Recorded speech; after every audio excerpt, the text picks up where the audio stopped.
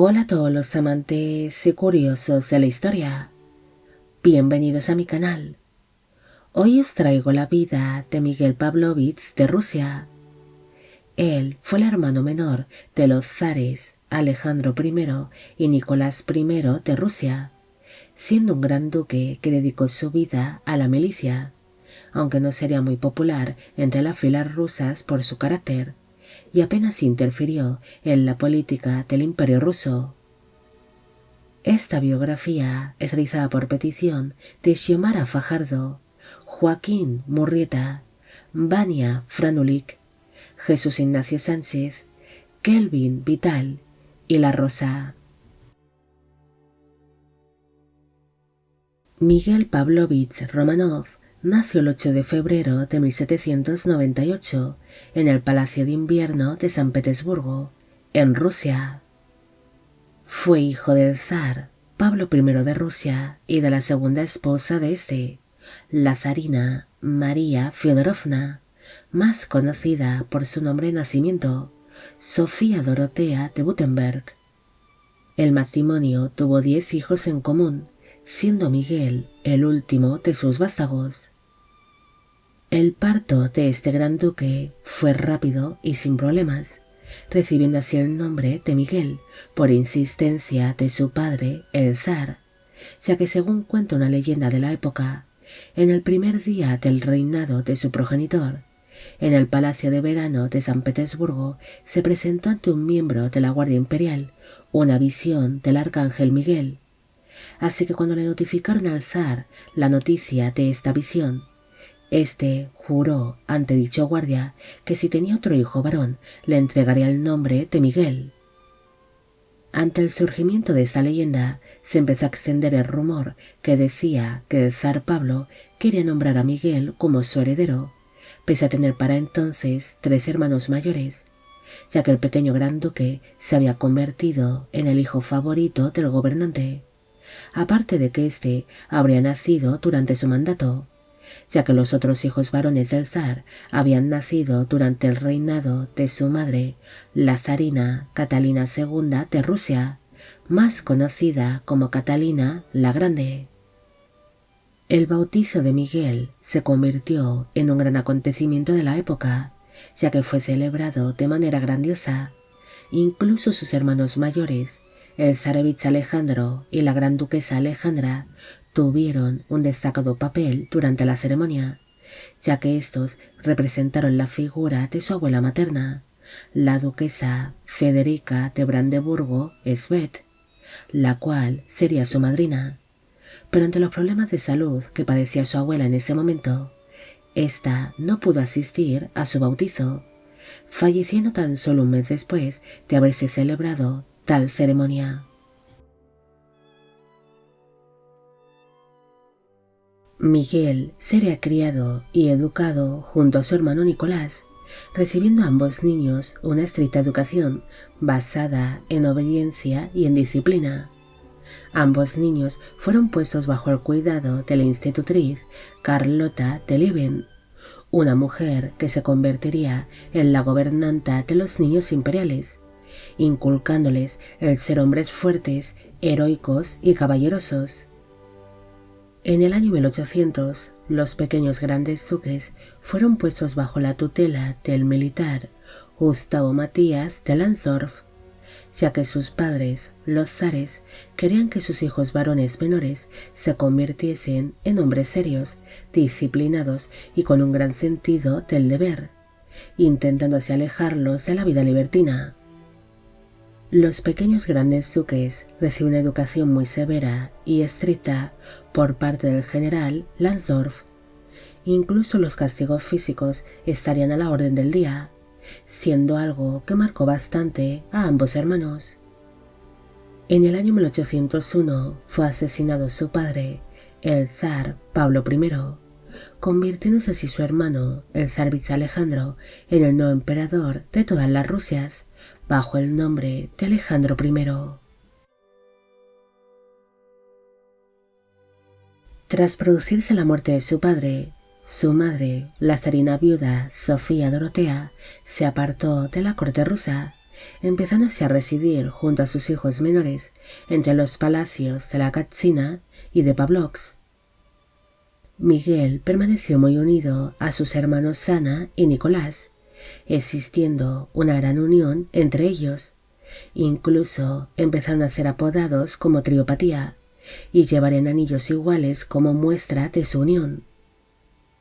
Al vivir apartados de la corte rusa, su madre, la zarina viuda, intentó alejar a Miguel y a su hermano Nicolás de los asuntos militares, debido a que quería que sus hijos menores desempeñasen una carrera política en vez de militar, siendo tal vez una manera de mantenerlos en Rusia el mayor tiempo posible y evitar que falleciesen en algún campo de batalla.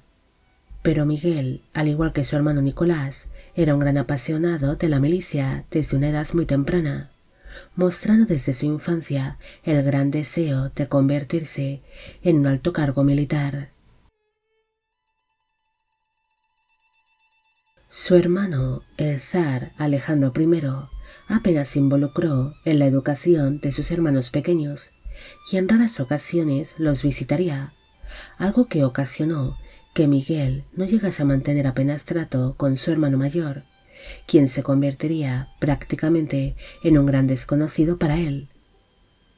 Pese a los intentos de su madre por alejarles de la milicia, en el año 1810 los pequeños grandes duques iniciaron su formación militar, siendo un momento muy feliz para ambos hermanos, coincidiendo su formación con la invasión napoleónica a Rusia en el año 1812.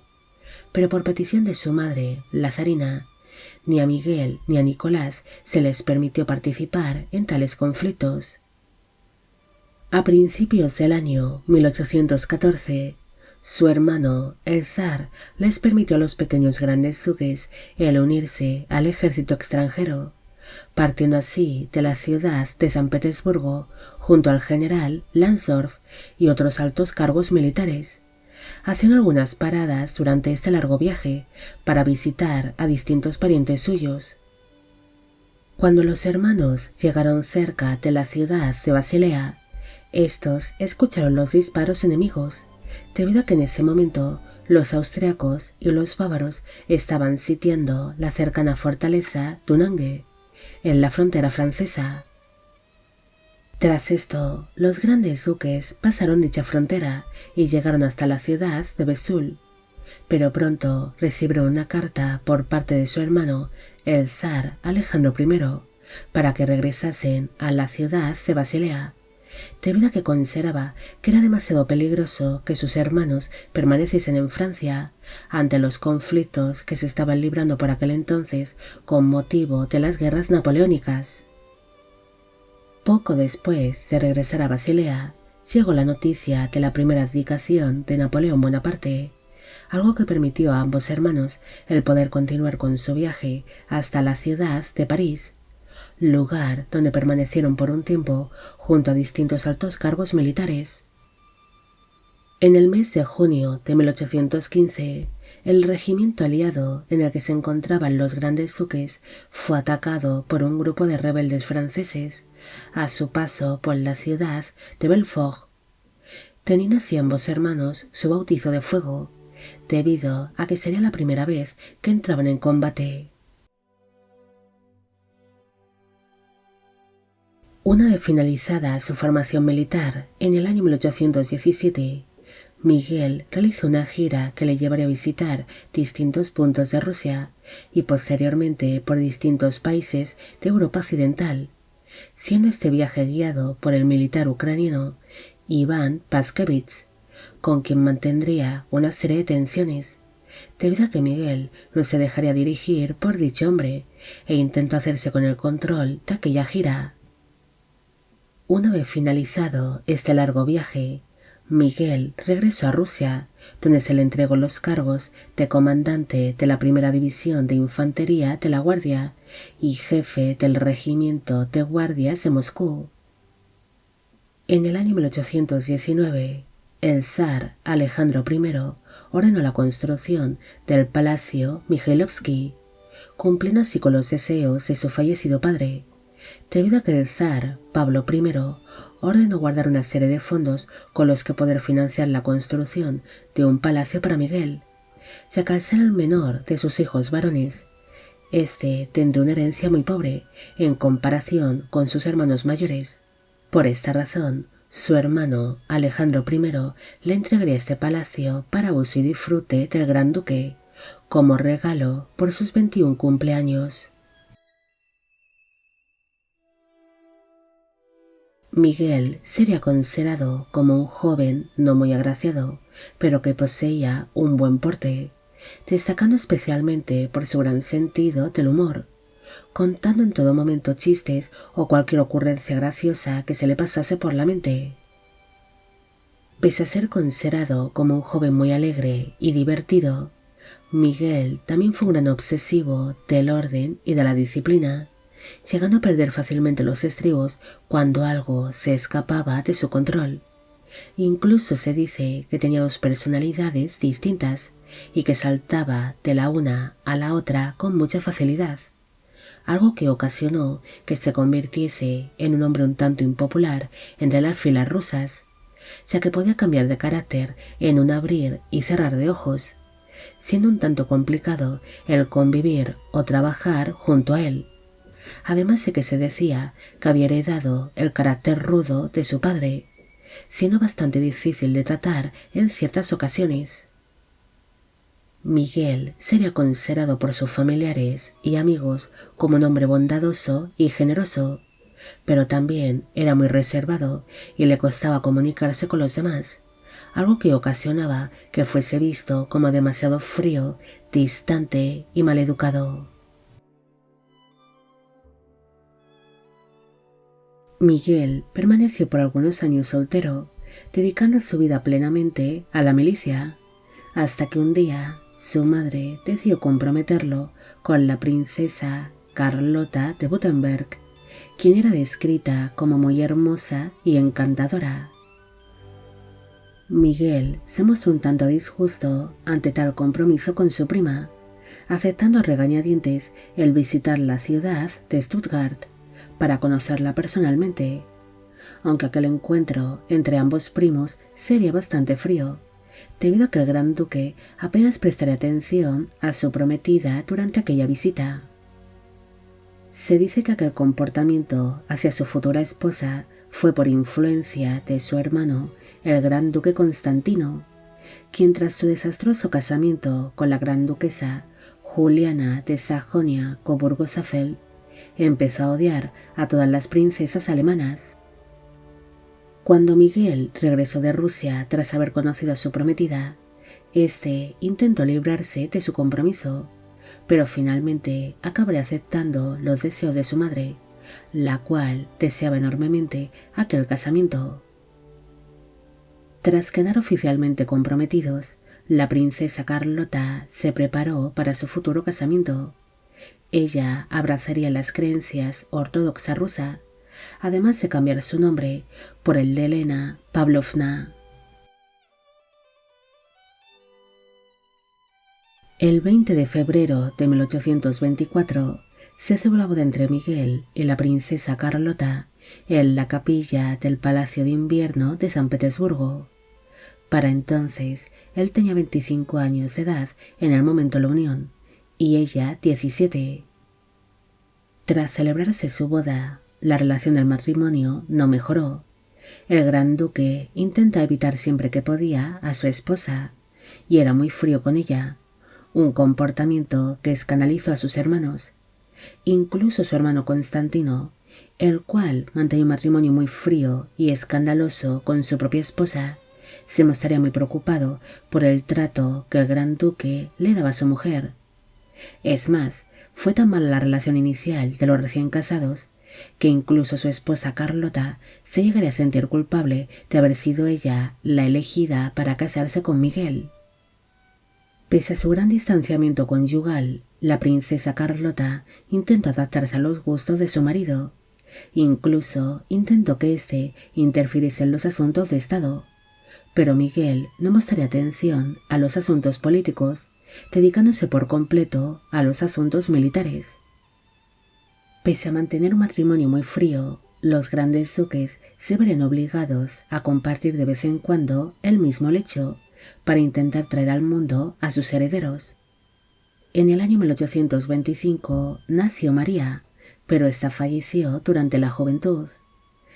En 1826 nació Isabel, quien llegaría a ser duquesa consorte de Nassau, pero también falleció a una edad temprana. En el año 1827 nació Catalina, quien llegaría a ser duquesa consorte de Mecklemburgo-Strelitz.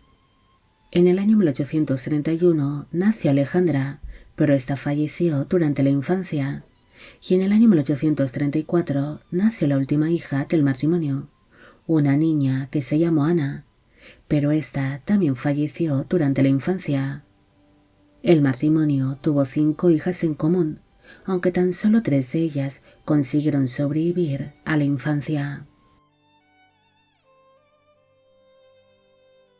Miguel se mostraría muy desilusionado con el nacimiento de tanta hija, debido a que deseaba tener al menos un hijo varón que siguiese sus pasos en el mundo de la milicia.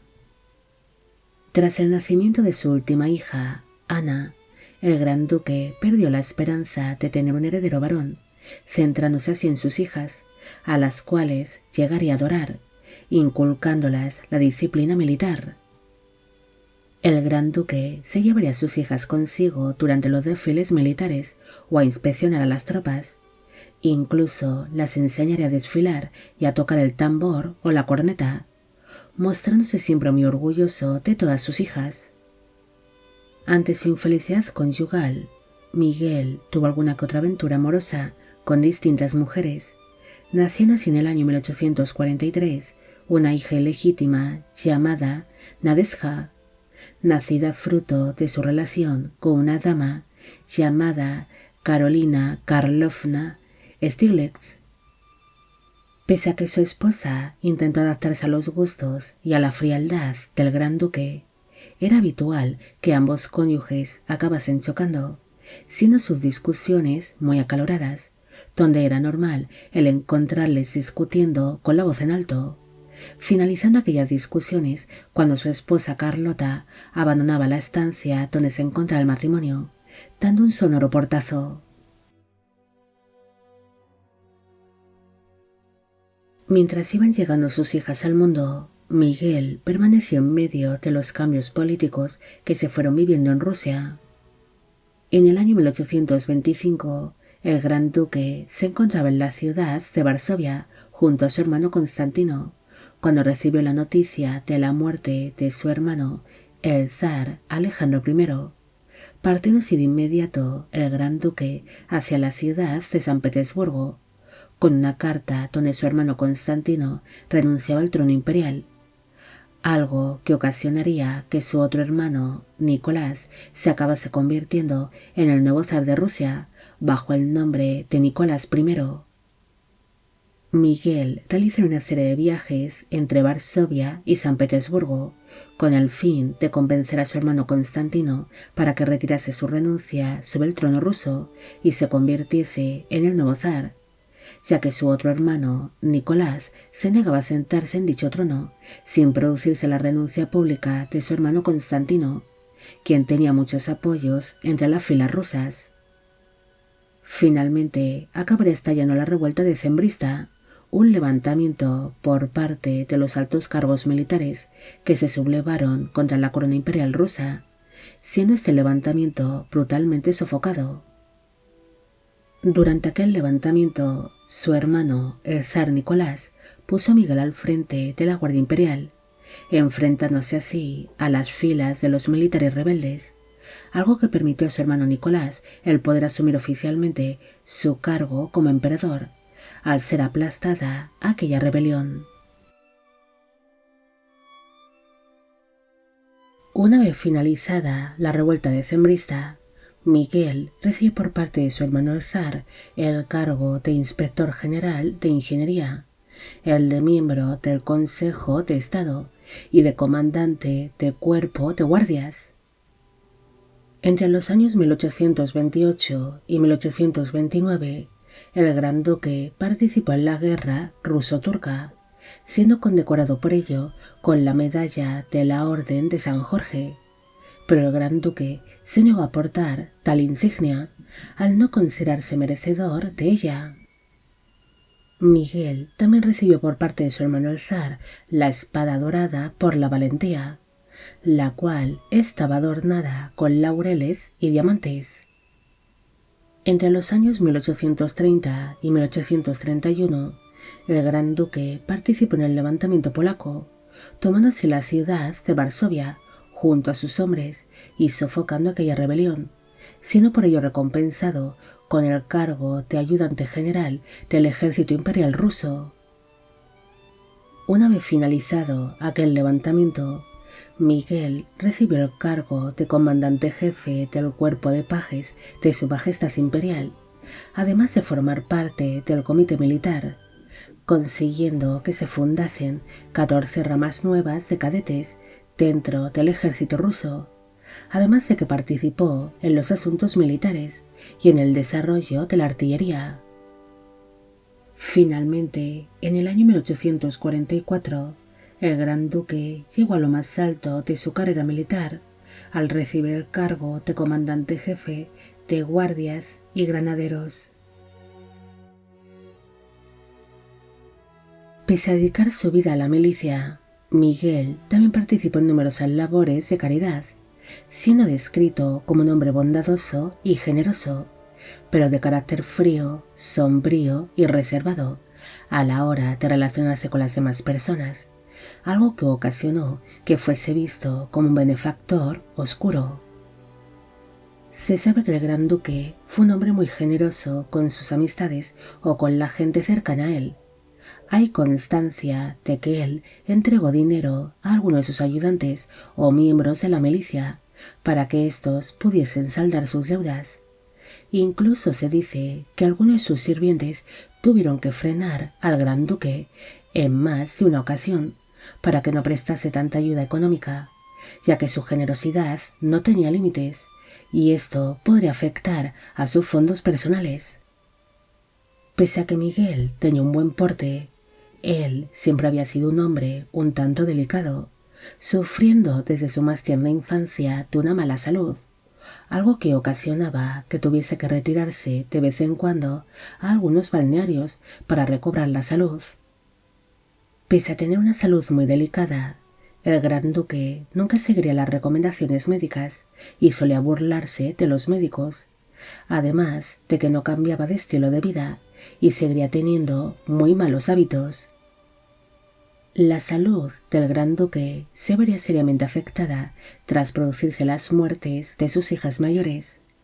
En el año 1845 murió su hija Isabel a causa de un parto, y en el año 1846 falleció su hija María a causa de la tuberculosis, muriendo esta última entre los brazos del gran duque, siendo algo que le afectó mucho, tanto que desde entonces empezó a sufrir de constantes hemorragias nasales y de crisis nerviosas.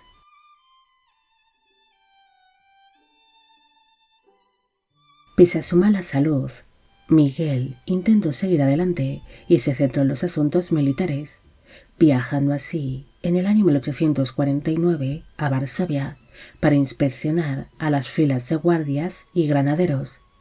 Pero mientras se encontraba inspeccionándolas, el gran duque empezó a notar el entumecimiento de distintas partes de su cuerpo, viéndose obligado a dejar a medias a aquella inspección y retirarse de sus labores militares. Miguel sería trasladado urgentemente al Palacio de Belvedere, lugar donde permaneció por varias semanas, viéndose obligado a permanecer postrado en una cama, al quedarse una buena parte de su cuerpo paralizado. Durante sus últimos días de vida, él estuvo acompañado por su esposa Carlota y su hija Catalina, las cuales se trasladaron hasta la ciudad de Varsovia para acompañarlo en su lecho de muerte. Pero pese a su evidente debilidad, se dice que el gran duque luchó por su vida en todo momento, pero finalmente acabaría falleciendo el 9 de septiembre de 1849, a los 51 años de edad. Su muerte sería muy sentida por su familia, especialmente por su hermano, el zar Nicolás I, debido a que no solo perdió un hermano, sino también a su mejor amigo y a su principal apoyo, debido a que ambos hermanos siempre habían estado muy unidos y se apoyaban mucho mutuamente. Los restos mortales de Miguel descansan en la Catedral de San Pedro y de San Pablo de San Petersburgo, en Rusia. Miguel fue un gran duque que, al igual que su hermano Nicolás, fue un gran apasionado de la milicia. Por esta razón, no participó apenas en la política del Imperio ruso, dedicando su vida plenamente a los asuntos militares. Este gran duque destacó en su día por ser un hombre familiar y de gran sentido del humor, siendo conocido por estar siempre bromeando o contando chistes, además de que tenía unas ocurrencias muy graciosas y le encantaban los juegos de palabras. Pero pese a ser visto por sus amigos y seres queridos como un hombre bueno y generoso, él tenía dos personalidades. Por un lado estaba el Miguel divertido y gracioso, pero por otro estaba el Miguel reservado y oscuro, siendo visto en muchas ocasiones como un hombre que estaba envuelto en una gran oscuridad, algo que ocasionó que no fuese muy popular entre sus tropas, al ser un hombre que pasaba de una personalidad a otra con mucha facilidad. Bueno amigos, llegamos al final de la vida de Miguel Pavlovich de Rusia. Espero que os haya gustado esta historia y espero a que todos los que me pedisteis de que hiciese un vídeo sobre él también. Como siempre, agradeceros todo el apoyo que recibe el canal. Mil gracias por ver los vídeos que voy realizando y quisiera agradeceros de corazón el que forméis parte de Biopic Channel. Hoy me gustaría saber qué os ha parecido esta historia y si conocéis a otros personajes que hayan sido conocidos por tener dos personalidades. Y con esto me despido. ¡Hasta la próxima!